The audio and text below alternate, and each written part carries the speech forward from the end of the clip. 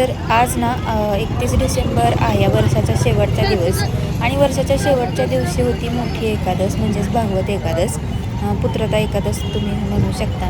तर या निमित्त आम्ही आलो होतो विठ्ठलाच्या पाया पडण्यासाठी पंढरपुरामध्ये.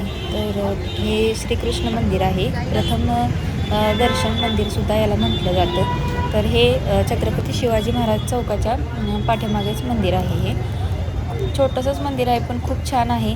आत भगवान श्रीकृष्णांची मूर्ती आहे उभी राहिलेली. तसेच खंडोबा, मारुती आणि गणपती यांचेसुद्धा मूर्त्या आहेत तिथे. खूप छान मंदिर आहे. तुम्ही आलं तर इथे पण दर्शनाला नक्कीच या. छोटंसंच आहे पण खूप प्रसन्न वाटते इथे.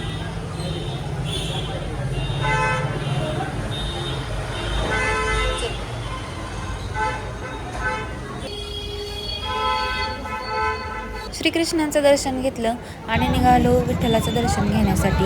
तर आज एकादश असल्यामुळे गर्दी तर भरपूर होती, त्यामुळे आत मंदिरात जाणं शक्य नाही. त्याच्यामुळे बाहेरचंच नामदेव पायरीचं दर्शन घेतलं. श्री संत चोखामेळा यांची समाधी मंदिराच्या एकदम समोरच्या बाजूस आहे.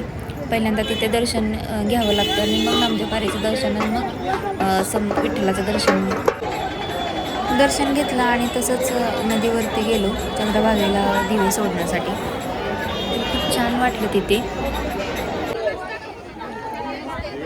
कसा वाटला हा मिनी व्लॉग नक्कीच कमेंट करून सांगा. आवडल्यास लाईक शेअर करा आणि चॅनलला सबस्क्राईब करायला विसरू नका. Bye bye.